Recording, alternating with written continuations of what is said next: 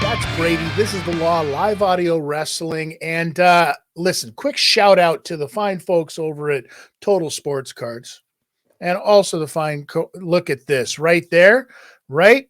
Bradie packaged himself up is that a Shaquille O'Neal? No, that's a 101 almost that I pulled from the 2023 Impeccable. Shoutouts to Total Sports Cards for the case. I hit a 101, and it's an almost. Oh, now, it's almost going to be worth something one day.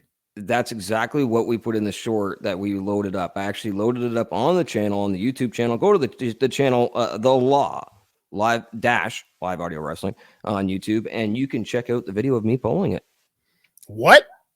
Totalsports.com. All right. Well, anyways, shout out to them. It's totalsportcards.com. All right. Well, either way, you can watch little Bradie Wet and pull it. Just saying. On YouTube, no less. That's messy. All right. Listen, Bradie, AEW gave themselves a little bit of a, wasn't it their own kick in the butt? Trying to, eventually the promoter, well, you know as well as I do, the promoter's got to get involved in the story somehow. You never go full Dixie, man, and he went full Dixie here. Bro, why does everybody think that they can be Vince McMahon? I don't know. It's wild. Our buddy Scott did the same thing. Well, I don't know if it was him or if it was the writing staff at TNA, but the last 6 months of Scott D'Amore being at TNA, we've seen the same kind of thing. We've seen him in matches. We've seen him taking bumps. Okay, but here's the thing. I'm going to call that a little bit different. Please explain yourself. Explain yourself, because Scott actually knows how to work. Scott is actually a worker way before he was an office guy. Yeah, but that's not what we're talking about. We're talking about a promoter putting themselves on TV, whether they're a worker or not, period. No. But here's what I'm saying. The ability to do so, the ability to be a worker, gives you a certain insight as to where maybe it works and where it doesn't work. Some writers and some promoters just think to themselves, I've got a great idea. We're going to do this awesome thing. Listen, you know how many times I've had to talk promoters out of stuff because they had a great idea? I watched you talk an Elvis impersonator out of getting in the ring and basically botching the entire finish of a main event at a show. Yeah. That actually fucking happened. That's a real story. I watched you. You basically said to the guy, if you do this, this is the last time you'll see me. Yeah, absolutely. And it wasn't because I was going to leave. It was because he was going to get buried in a ravine. Oh, that would be the last time we all seen you. Yeah, exactly. Unless it was behind glass. Yeah. It was unbelievable, some of the things that promoters come up with. And Tony Khan seems to be absolutely no different. This right here, ladies and gentlemen, furthers my point to what I said before about Tony Khan is just a money guy, a huge fanboy who's decided that, you know what, I'm sick and tired of playing with, the LJN figures. I'm going to buy myself human figures and play with them. Okay, you're getting borderline here.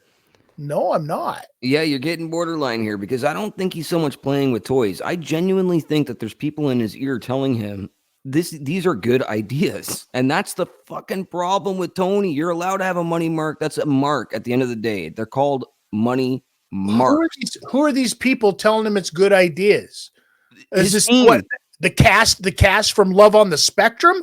Who's telling him this is a good idea? Jesus, everybody on this entire roster that you're about to see inside of this program, this storyline right here with Tony, are the ones that are telling him. I would say 9 out of 10 of them are telling him, hey, we should try this. All right. Well, listen, So explain what's going on. Well, what do you got for me? So Tony Khan, this gentleman here, he got, as you can see by... Okay, first of all.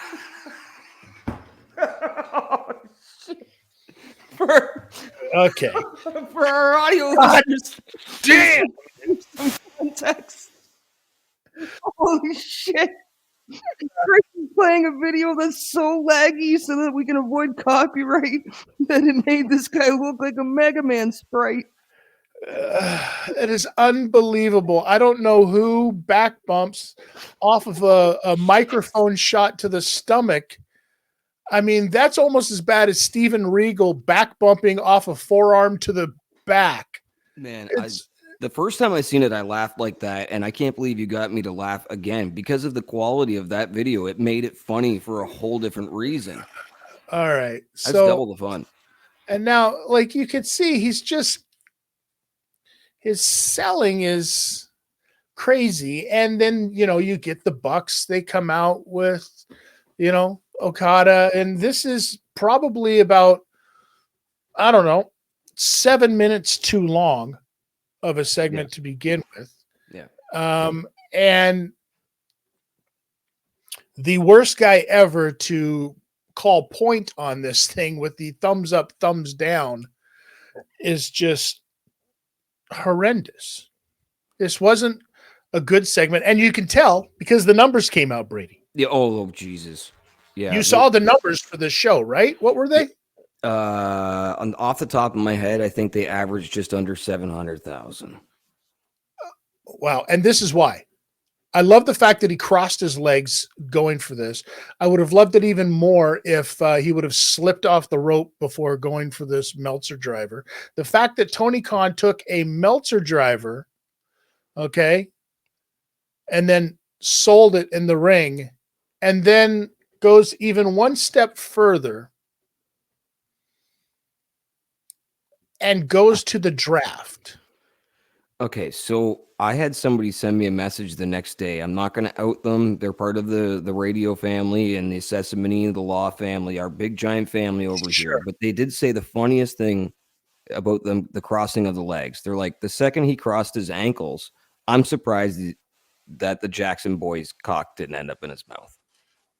Listen, maybe that's a bit graphic, but it's what was said to me, and it's hilarious.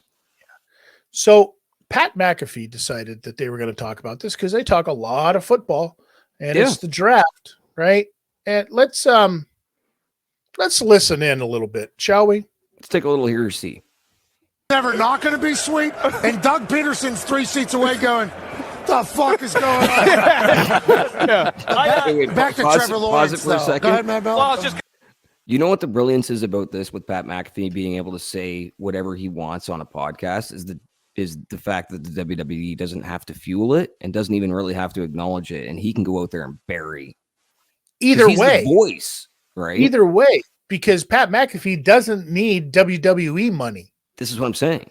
It's a brilliant relationship that they have. It's great. Right? So obviously, the whole panel here is talking about the draft, and you've got Tony Khan, who's been shown, and he's wearing the neck brace. He's got the neck brace on because he got hit with a Meltzer driver, right, at the NFL draft this past, weekend. And let's hear a little bit more here. I'm going to say, I understand, keeping up with the gimmick. Someone should tell Tony Khan, hey, if you have a neck brace on, don't fucking move around like nothing's wrong. You stick with the gimmick and look straight ahead like your neck's broken, okay? Yeah, no. So when these NFL guys who are analysts for the NFL already can point out problems with the wrestling business, isn't it that obvious of what the fuck is going on?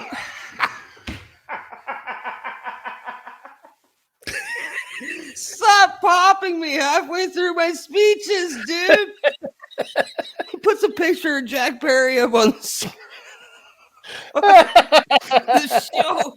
Woo! Okay, so here's the deal. AEW is a fucking mess right now. They're losing ratings rapidly. We do not want to see anything bad happen to this company, but somebody needs to step in right now. They need to step in right now. Okay, so how do you fix it? The only way to fix this is with booking. Right? They hire you, or they hire you, and they fly you down there, or they hire Cornette. Or they hire Rip Rogers, which I don't mean to give him the finger, but they have to hire somebody. And I'm a mark for you and your mentality and your booking. So I'm biased. But outside of you, there's minds here that can help this company right now that won't cost $10 million, and they're just going to do this on your TV for $10 million. They're actually going to come in there and make a difference. The problem is you have to have people that are willing to listen to it as well, I think. And that might be a bigger problem. I don't know. I think they're weeding out some of those guys. But if you have to ask yourself, like, if the story goes, okay, you've got Jumpin' Jack Perry, you've got Okada, and you've got the not so young Bucks. That's the team. That's the heel team. That's the bad guy team. And now you've got Tony Khan on the other side. Well, he's going to have to find people to get on his team. Who's going to be Team Tony? Right? Tony the Tiger is going to have to be great. But who's going to be on Team Tony? So I think the obvious choices right now, okay, if you think about it, with who he's got, well, your first choice right here, FTR.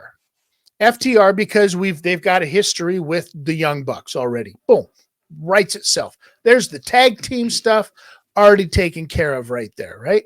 So now you've just got to worry about who's going to face Okada, right? Well, there's a lot of guys that are out, but this guy could be coming back and would be fantastic. And this hits all of the marks. I'm talking about Kota Ibushi, who's should be due to come back now very soon. On a bicycle. Right? Well, maybe. Or a canoe or a subway train. Who knows? But either way, I mean, an exciting wrestler with history, already. It's already written in there. And that would pop the crowd. Huge, I think. Right. And it doesn't have to be, because there's a couple of them that, are the obvious ones, but you need to worry those ones down. Now, here's another one right here. Hangman Page is another guy that could be Team Tony, because if you think about it, he's one of the OG, being the elite. He's one of those guys, right? What's the over-under on the butterfly rhinestones on his jeans when he does come out? Well, there's not even an under. Oh. They're just over. Yeah, they're just over. Hey-o! Right? I could see Hangman Page getting involved there somehow. You could bring him back on Team Tony.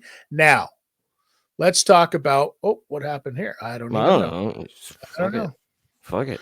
But yeah, so you have Hangman, you have FTR, you have potentially Ibushi.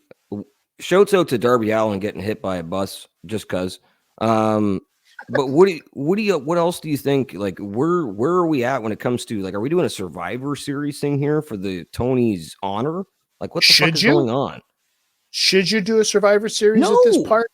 Should Tony Khan be putting himself together a team? Is there going to be a good guys versus bad guys for control of AEW? I mean, we're talking about, now let's talk about Kenny Omega. Kenny Omega slated to, return to AEW. We don't know in what capacity yet, but apparently he wasn't planning on it, but now he is planning on being there because the people in Winnipeg already kind of like spilled the beans a little bit, apparently. Well, they're just trying to get him off of Twitch so he stops shooting on everything. Well, why you want to stop that? Let him go. Because he's shooting against stuff against the company. He's basically saying, no, me and Punk are cool. Sometimes I think people need to get beat up backstage. And it's just like, whoa, these are things that company doesn't want you to say right now. You're not making a good argument for their security footage, etc. Now, that leads me to my next point. Let's say you do bring somebody like Kenny Omega back. Let's say you do bring back Ibushi, Kota Ibushi, and he's on the fucking team, Team Tony. And you've got Hangman Page, and they're fighting with the guys, but then they can't get the job done, and all of a sudden, boom, Kenny Omega is the guy to jump in. But Kenny Omega is a bit of a wild card, because you could have him switch back over with the Young Bucks for that golden elite that they had, leaving Ibushi on the other side. Then you've got automatic matches, boom, guaranteed with Omega and Ibushi that are going to be good, right? I don't know if we're ever going to see Kenny work again, man. I think this diverticulitis thing seems to be pretty severe. They're saying he is going to follow through with getting a surgery. So I think we're going to see a promo this week, maybe a couple promos over the next month or so, and we might be, going to get hit by the proverbial bus. Oh, well, he might not be all in like Darby. Yeah, so I don't know what I feel like. Just to put a quick point before we move on with the segment, I feel like they should do the same thing that TNA does with Tony. Just murder him on screen. They just murder everybody in TNA. Now let's talk about this one right here. That's the one. This would be the big one right here coming back. We're talking about Maxwell jumping Jay Jacobs Friedman. Everybody's jumping. I was going to say, why is everybody in the AEW is just jumping? That's jumping. Chris jumping Jericho. Yeah, exactly, dude. Jumping Chris Jericho. Jumping Chris Jericho would be an awesome gimmick. Yo, Mr. Irvin. Gimmick real quick. That'd be the best. Are you kidding me? Jumping Jericho. Oh, yeah. Oh, anyways. MJF, this is the biggest pop that AEW could do. When you need somebody to save you, right? Especially when we've seen in the past all of those pressers, all of those, the after the show pressers, the way that MJF treated Tony Khan. But it could be one of those, I treat him that way because you treat the ones you love a certain way, or only I can treat him that way, but you can't. It could definitely be one of those things, and this would be the biggest pop that AEW could get. It would be bringing MJF back to save the honor of the little princess Tony Khan. Okay, so hear me out. You got the table and chairs just like in TNA, and Tony's sitting there, and MJF stabs him in the fucking heart. So we get him off TV, and he's never back again. Moving on.